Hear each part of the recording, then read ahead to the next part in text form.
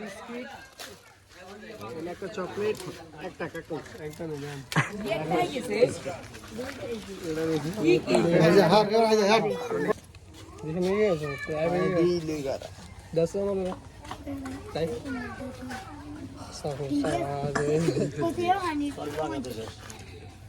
ওই চকলেটে এটা আমরা বুঝি বিস্কুট খাইছি নি ও এতে কিছু আনা খা কি রে এতে বেশি দিলে